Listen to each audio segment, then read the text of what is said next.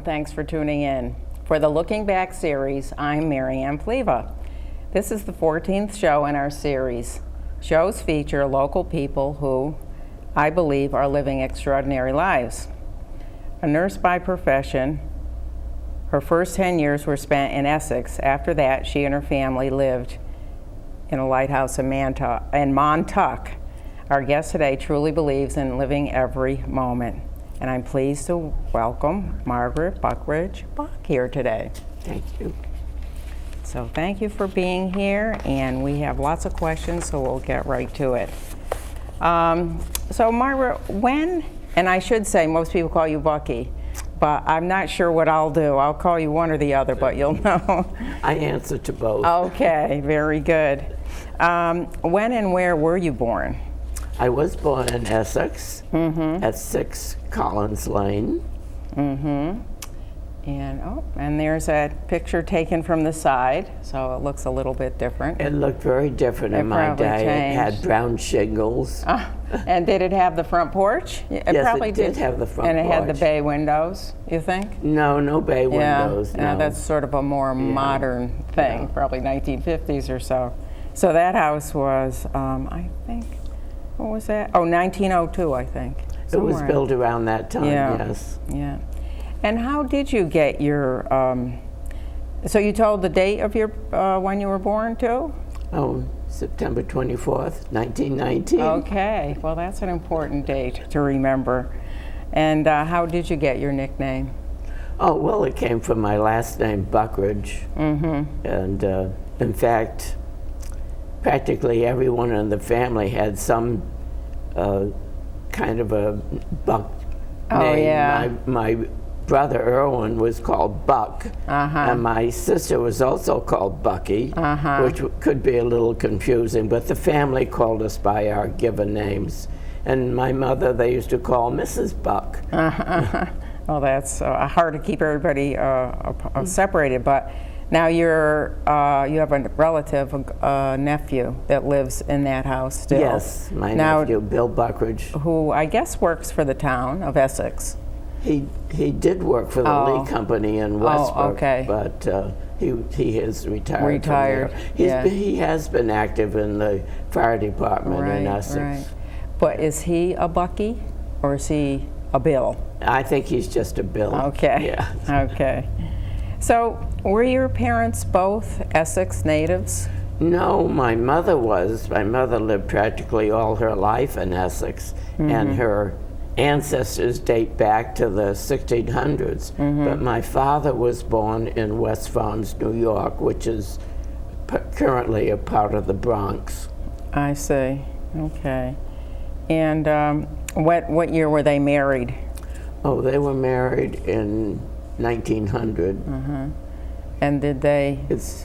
They moved. They lived in New York City for a year, and my oldest brother was born in New York City. The census listed my father's occupation as stenographer. I never ever heard him mention that was his occupation. That was an unusual. He did go to business school, so I assume he tried it and didn't like it. Yeah. Because they soon moved back to Essex. I see. So they weren't there very long. No, they were just there a little over a year. And he must have had family there in New York? Yes, yes. So he was, what other jobs did he do? Because after... Well, when he moved back to Essex, he worked in the various factories, Dickinson and the Bit factory and what have you. And they were all, they were local. In the summertime, he used to do commercial fishing at Montauk, which was interesting because then he later was there at the lighthouse. Okay. And your mom's parents, were they Essex natives? Yes. My mother's father was a Tucker, and her mother was a Royce, and they both lived in that same area of Essex. On Collins. Yeah. But is there a house that's no longer there, or? No, actually, well, my grandparents' home was gone, But my great-grandfather's home is still there. It was a little farther onto the Collins Lane, facing the water. So further down toward the water. Right. And recently it sold for well over $1 million. I think you would be very surprised. Wow, I guess so, huh? Because I just heard somebody mention this again. Oh, someone on the Gateway Commission, that at one time, you know, it was undesirable to live on the water, but now it's, as we can see by prices, very desirable. Right. So I did go in that house after it had been put on the market, and they had redone it completely. The only thing I could see that I recognized was the back staircase that went upstairs. Oh, otherwise it was right? completely changed. Yes, I'm sure a lot of houses are completely changed around here. So tell me about your mom. When was she born? She was born in 1876.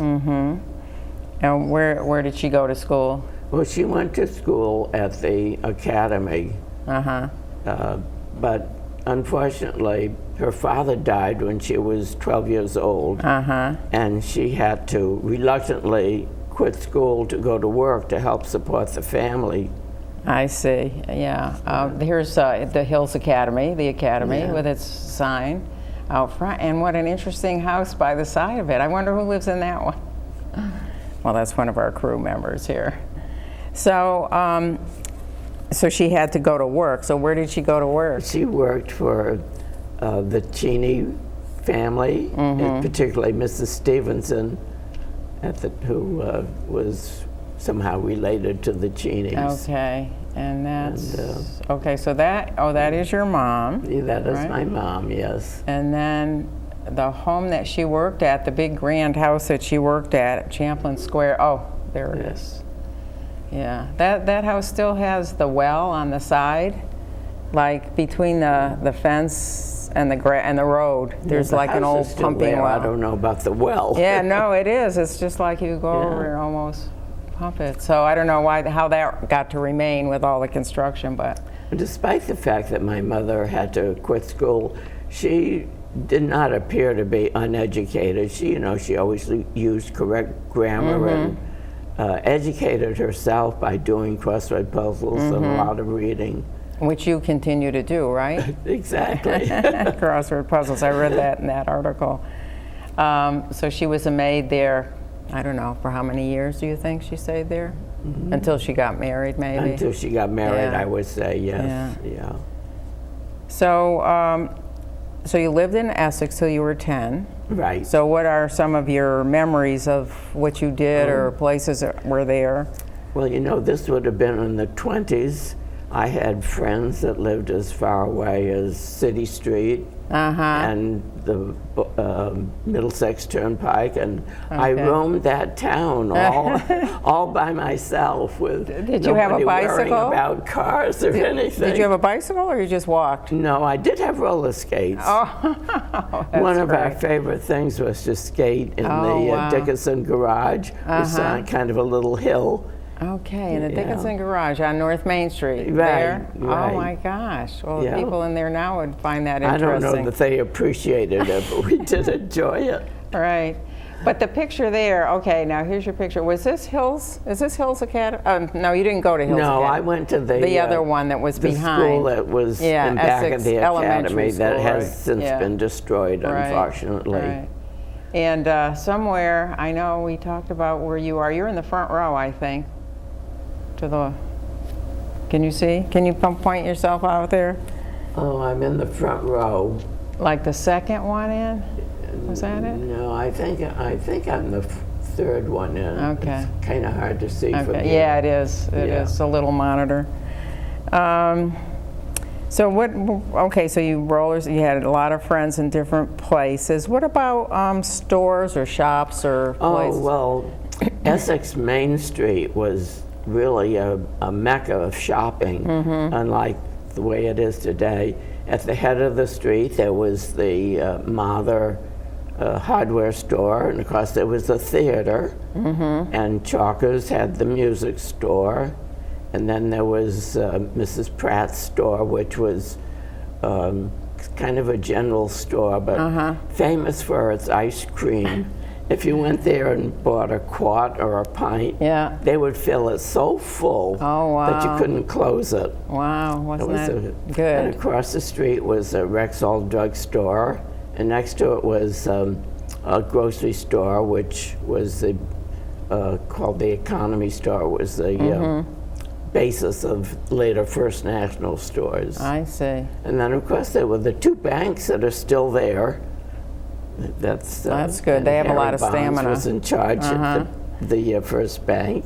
And you mentioned a Libby store or And something? Libby's, and well, next to the banks first, there was the two clothing stores, Greenberg's and Brightman's. And they were rivals. They were always having sales, trying to outdo the other one. And then there was Mrs. Edwards' store, who had dress goods and knitting and crocheting things, yarn. And then was Libby's. Libby's was a small store, but it had everything. It had toys and stationery articles and tools and almost everything you wanted you could get at Libby's. It was really a great store. I never heard anyone mention Libby's because, of course, one of our select people is Stacia Libby. So that's got to be her husband's family, I would think. Yeah. Probably. So I'll have to ask her about that. And next to Libby's was Ferranti's, a little fruit and vegetable store, and then there was a jewelry store, and Brink's was a meat market, and across the street was the post office. It's still there, and the park, Right. which is still there. So when people say everything, they had everything they needed was in downtown Essex, that's for sure. Now you have to go to Old Saybrook to find all these things. So that's so interesting to think back, and you have such good memories of that time. But let's talk about your dad a little bit more. How did he get to be, what do you call a lightkeeper? A lightkeeper? Lighthouse keeper. A lighthouse keeper. How did he find that well, job? Well, because he actually grew up in the lighthouse because his father was the lighthouse keeper. And he grew up at the Eaton's Neck on Long Island and at the Inner Light in Old Saybrook. And so I guess he... Oh, there's your dad. Oh, yes. I guess he got fed up with working in factories, so he decided to go into the lighthouse. So when his dad was the lighthouse keeper, was it like a family thing? He lived in the lighthouse? Or? Well, for the first two lighthouses he was in were not family stations. He was first at Execution Rocks in New York Harbor, and then he was at Race Rock. And when he was at Race Rock, in order to come home to his family in Essex, he would have to have someone take him ashore to Fisher's Island and take the ferry to New London and then the bus to Essex. My So gosh. it was. So how often, I wonder, did he get home? They got 30 days leave plus 6 hours to go to the store. So it would be like a weekend every month that he would get to Essex to see his family. So every week he was So home. when he got transferred to Montauk, which was a family station, we were all kind of happy to be back together again. Okay. So what was it like for you? Because then you lived in Essex the first 10 years, and then after that, Montauk. I moved to Montauk, yes. Was it isolating, or? Well, it was different, that's for sure. I had to go 7 miles to go to the elementary school. Actually, by the time the bus picked up things, it was more like 20 miles. Oh, yeah. And then it was 22 miles to go to the high school. Wow. So how many kids, like for elementary, were on that school bus? Everybody, I guess. He probably picked up about 18 children. And then he would drop us off at the school and pick up another busload at the fishing village. So, and then to go to high school, we transferred to another bus that took us the rest of the time to the high school. I didn't know if we showed the painting of the lighthouse. Oh, there it is. Yes, I guess that's he the did show lighthouse, that. It's such a good painting. It looks inviting. Oh, and I was going to ask you about your siblings. Did they all live in did the whole family, or were some of them gone by that point? Oh, no, my oldest brother got married. He was 18 when I was born, so he was married by the time I was 4 years old, and my next brother was married by the time I was 6. So it was just my sister and I who moved to Montauk. Okay, and you were the youngest? I was the youngest. I was in the 5th grade, and my sister was finished her sophomore year at Pratt High School. The baby of the family. Yes, right? I was. All the good getting along with sibling skills, we think, right? Oh, yes, I was going to say, if there was no family station for a house, for a lighthouse, then they just did what your father did, I guess, that they didn't see their family during the week, right? Right, They right. would have to. Because at Montauk, there were 3 families that lived in the lighthouse. And, but our nearest neighbors were like a mile away. So when did he leave, and why did he leave, and where did he go, your dad, when he left Montauk? Oh, well, when the war came along, the Coast Guard took over the lighthouse service, and the family quarters were discontinued. And my mother came back to live in Essex, and my father found that there was a vacancy at the Outer Light in Old Saybrook, so he asked to transfer there, and did. Yeah, that's the transfer outer. there. Yes. The outer. Yes. Okay. Getting all my lighthouses mixed up.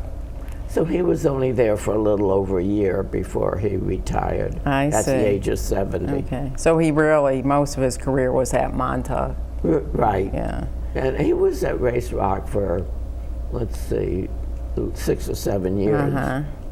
Okay. And then, well, you left then at age 17, I guess, to go to school. I left there to go to school to Harvard Hospital to train to be a nurse. Yes. Right. And you had a couple of roommates.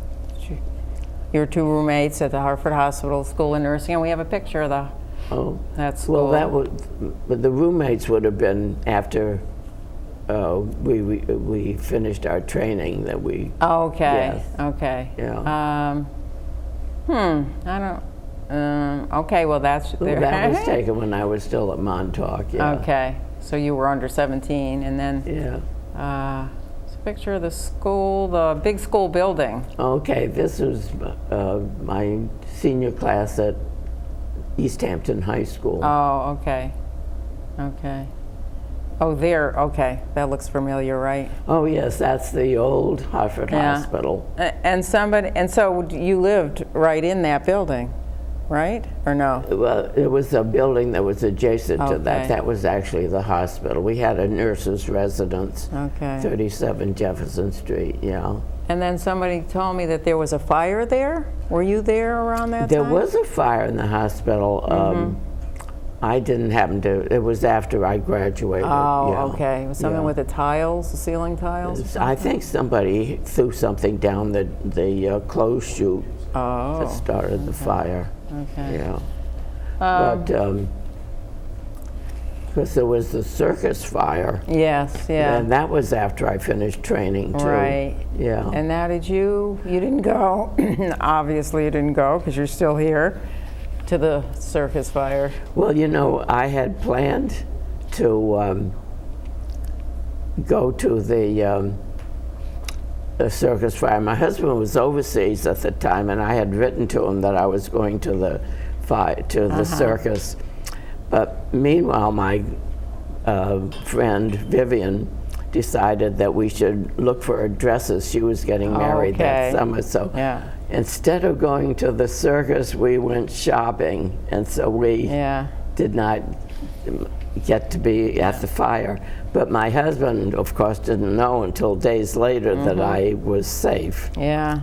Okay. We did, Vivian and I did go down to the hospital to see if we could help, but it really was a very much of a mess. You know, they didn't know how to handle emergencies at that time. Yeah. So we really didn't do much to help out. Everybody remembers there was around then that fire, and I guess it's the anniversary this week too. Yeah. So it's time that we take a very short break because we have a wonderful public service announcement about public access television. Okay, so now we're off. We're off for a few minutes. Communities are losing their local voice. There's so much going on in the community that I think doesn't really, there's a lot of folks who are unaware of it. And I think things like this can bring it out into the community and in that way kind of bring the community together. Information and to our residents is the key to good governance. And with the national media and local media not often covering us, this is an excellent opportunity for us constantly to communicate with our constituents and also to have them communicate with us. The best outcomes will be achieved through a community-based organization that grows its operation and scale by means of locally produced programming. All of our content is volunteer produced, so we do shows from talk shows to music shows, working with high schools. VSC-TV is committed to ensuring that the investment made to secure these powerful tools will pay great dividends in the community for many, many years. Well, welcome back. I'm here with Margaret Buckridge Bock, otherwise known as Bucky, or mostly known as Bucky, and we're discussing her very long and interesting life. So, getting back to Hartford Hospital, now you had a problem getting into that school, and it wasn't because of your education, right? Yeah. I was 17 when I graduated in June because my birthday was in September. But the class started right after Labor Day.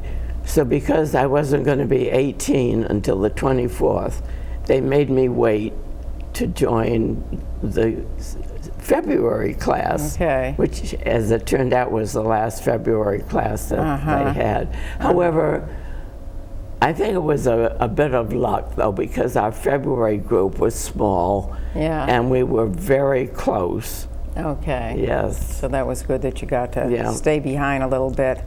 So what did you work during that time, or did you just sort of get ready to go to school? Well, we took a trip, my parents and I, we took a trip that took us to visit some of our relatives in New York and New Jersey.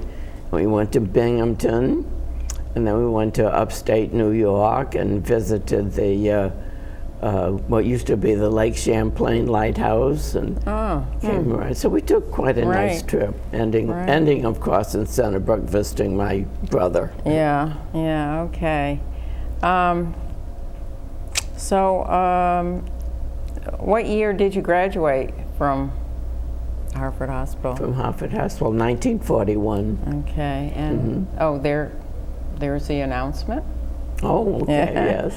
And okay, now the Hartford Hospital School, and the announcement. So you look ready to go in that picture. Give me my first patient. So. But I soon exchanged the white uniform for a blue one. And that was visiting nurses? As the visiting nurse, right. Okay. And was that, I know that you did a bunch of things, we're going to talk about them, but was that your favorite of all your nursing things that you did, was the visiting nurses, do you think? I don't know, it was good. Yeah. But I think, because later on I became a speech-language pathologist, and I think that was really my favorite occupation. But I did have some interesting experiences as a visiting nurse. I worked closely with two other nurses who had adjacent districts. I had the best district of all, though. I had downtown Hartford, basically Front Street, which was largely of patients with Italian descent. Okay. And they were... You must have ate good while you were living there, huh? With all the Italian food.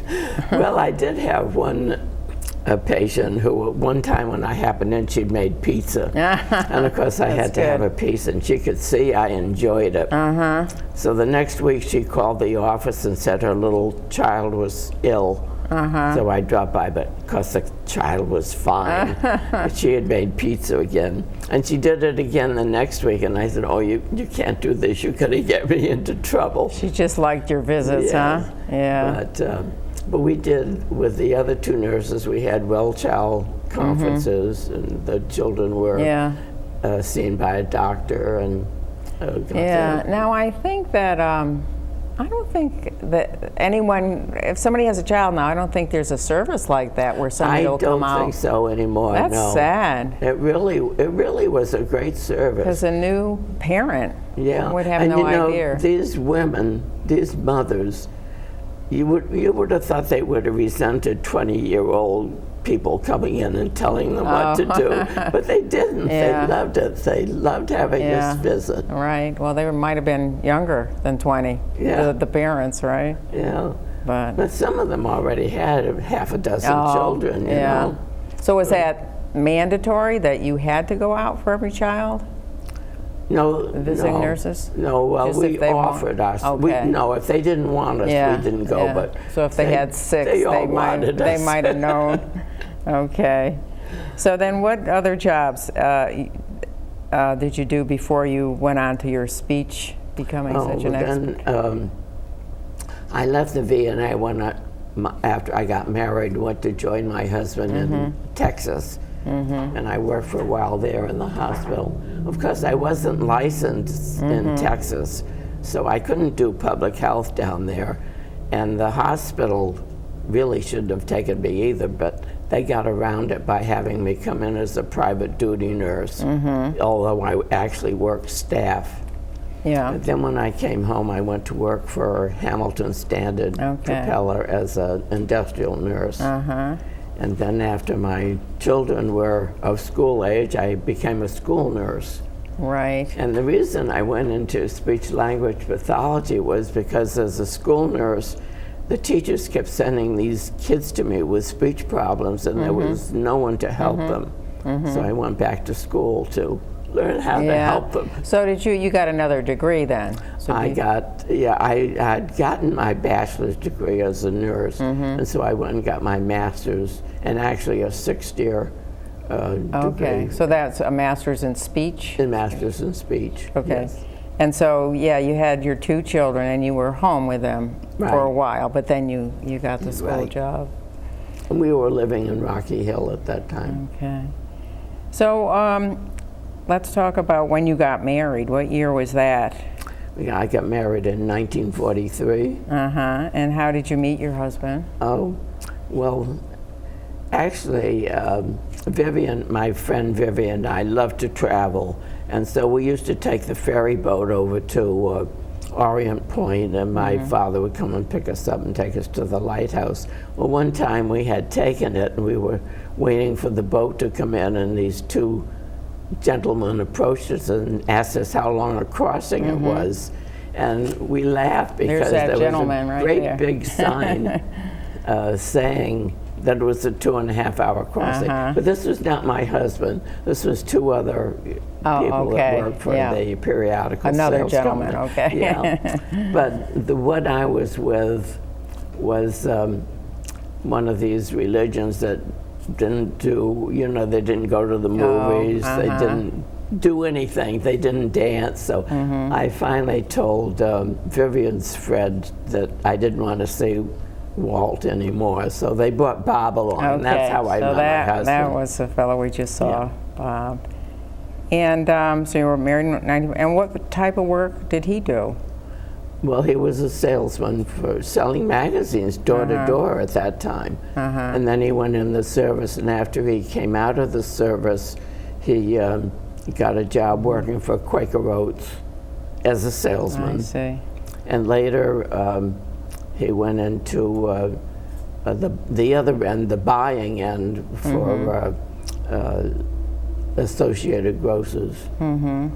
So you lived in Rocky Hill for quite a long time then? Yes, for over 30 years. When your kids were growing up and going to school. So when did you retire? I retired in 1982, and that's when we moved to Westbrook. Okay. So you moved to the house in Westbrook. Right. 49 Seaside. Oh, there's your Rocky Hill. That was the house in Rocky Hill. Okay. And, so was your Westbrook house I like that house, and it's got that nice porch. Yeah, that's that Westbrook house. Yeah. And that is 1850, about. 1815. Oh, 1815, okay. 1815, okay, even yes. older. All right. Well, it must have been one of just a handful of houses. Pardon me? There must have been just a few houses back there then, Yes, yes. when it was built. Yes, All right. It's one of the older ones on the street. And was this a family home? Well, it was when my grandfather retired from the inner light at Old Saybrook, he moved to this house in Westbrook. Mm-hmm. So, but that was in the late 1800s. Mm-hmm. So how did you acquire the house? When after my grandparents died, my two unmarried aunts lived in it. And when the last aunt died, she had actually been eating her house. She would get $1,000 to live on, and when that was gone, she'd get another. She'd gotten it up to $8,000. So we decided we would buy the house for $8,000. It sounds cheap, but $8,000 in the 1950s was a lot of money. Right. But we did. We took it. We bought it, and we used it as a summer place until we moved there in 1982. Okay, so you had it as a summer place for quite a long time. And once you retired, and then I assume your husband retired about the same time? He retired, and I retired in June, and he retired in October. So what did you do then? It must have been nice to be so freed. Yeah, well, we did a lot of traveling for one thing. We had a trailer, and we traveled in that for a while. We took right away. We took a trip across the United States with two other couples, each in our own outfit. Okay, this is your family. This is my family, yes. Right? And you have, let's see, a couple of grandchildren in there. This is a family a little later. Yes. Okay.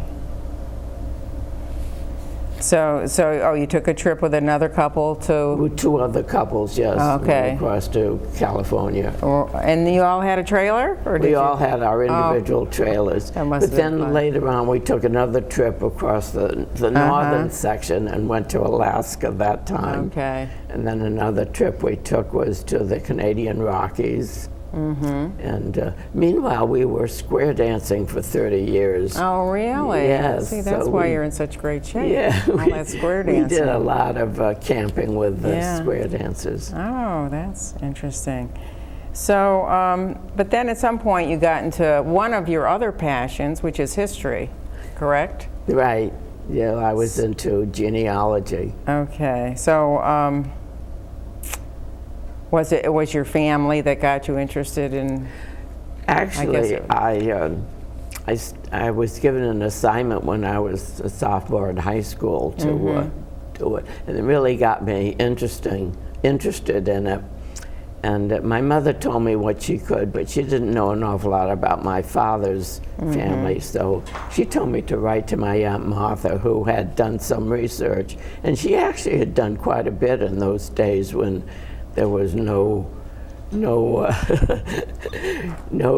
copying machines or anything. Right. She'd written to different places in England. Yes. So she did, and she sent me what she had.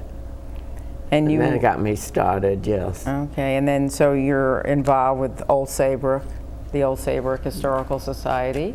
Yes, There's the Hart I House. did that after we got down there. Actually, what got me involved in there was they... In your Stevens Library there? Oh yes, that's the Stevenson Library archives and the gardens at the Old Saybrook Historical Society. I got involved because Betty Plimpton heard I had a indexing program, and she asked me to index the book for the vital records of Saybrook. I see. And that's how I got started working first for Saybrook Colony Founders Association, and then later for. And was that gal part of the town? I mean, did she work for the town, or she was just another volunteer? Actually, she lived in Lyme. Oh, I see. Yeah. I see. And also you work for the Westbrook Historical Society. Yes, well, we started There's going to their the beautiful Westbrook building. Historical Society because of our old house. Oh, right, right. And they were very disorganized at the time, and I'm an organizer, so Yeah. I started organizing all the things Yeah. that they had, and that's what got me involved Well, in you're very Westbrook. organized. Yeah, you should give little training classes in organization because most people are not very organized. So you wrote some books on your family too. I did. The first one I did was written with Pam Olson, whose maiden name was Schwaneke. She was born in Essex, but I did not know her at the time because she was like 12 years younger than me, so I had already moved from Essex when she was born. But I had put an ad into the Yankee magazine about my Tucker family, and she answered it, and that was how we got acquainted. And so then we wrote the Starkey Tucker compilation together. This was in the days when everything was done through the mail, so it was a tedious process. Huh? She lived and still does live in Tacoma, Washington. Wow. And she's still living too. Yeah, now I guess you could have emailed maybe. Yeah, now we communicate by email. Oh, you do now, yeah. So what is it really, Tucker or Tucker? What's the real pronunciation? Tucker. It is Tucker. Tucker, yeah. It used to be Tucker. Some of them were Tuckers and some were Tuckers. Yeah. And Tucker could be spelled Tooker or Toocker. Okay. So the records were under 3 different names, so you really had to dig for them. But that really got me started on writing up the different families. So after that, I got published in a periodical called The Genealogist on my Tripp family and the Griffin family. And then I got involved with the Dickinson Family Association, and I compiled 2 books for them. One was addition to the book that had already been published, and then they decided they wanted a new book, so I compiled it for the new book. A lot of writing. Which is still in existence. And it's available at your It still is. I don't old have Saybrook? it, but it is available. Yeah, the old Through Saybrook? the Dickinson Family Oh, the Association. Dickinson Family. Costs like something like $84. So. Oh, really? Okay. Yeah. Well, I guess I probably won't be purchasing that in a hurry. But you also had ties to another very prominent Essexite, right? Your family ties to a Mr. Pratt. Oh, yes. Oh, yes, yes. Yes, in fact, Pam and I both have about 9 ancestors in common, all of which were early natives of Essex. It was Pratt, Bushnell, Kirtland, Chapman, and of course Tucker and Starkey, and I don't know how many others. Yeah. But it was Lieutenant William Pratt, Yes. who was a founder, one of the 3 Right, founders. he was. So. Because I only had him for a couple of generations. But Oh, okay. Well, we've tried to figure out, I'm a docent at the Pratt House sometimes, so that list of which Pratts were when, I guess William, well, I'm going to get it wrong, so I'm not going to say it, but I think it was just his son or his grandson that actually built the house on West Avenue. John, but there were so many Johns and so many John Juniors, and they all had many, many children, so it gets very complicated.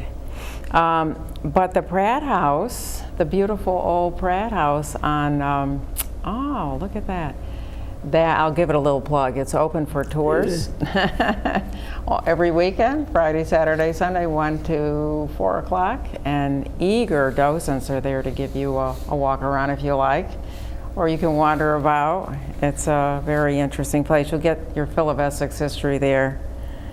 So, he certainly I don't hasn't. think my William ever lived in this house. No, I don't think so. He might have lived in the property they call the Osage property on South Yes, Main. right. That's the story, that he yeah. had his house down there near the... Right. It's hard to Yes, figure out yeah. all these stories. Yeah. Well, we want to stick to the true ones, but I don't know. So anyway, this brings us close to the end, but we're not finished yet. I have one more question that I need to ask you, which is, to what do you attribute your long and wonderful life? Well, I guess I'd have to say good genes and keeping active. Actually, I think I did everything wrong growing up. That's what you said. Well, that must be the right way to go then, right? That's just Right. experience, doing everything wrong. So I'm so glad that you were able to come today. And I thank you for sharing your very active life with me and with everybody that's watching. And I hope there's a lot of people watching. So did you have any questions for me?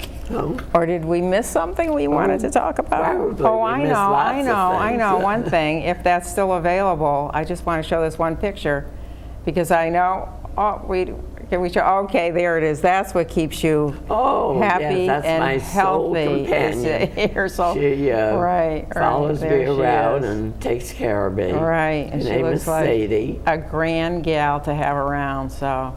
and she's had health problems, so I have to give her blood pressure medicine. Oh, okay.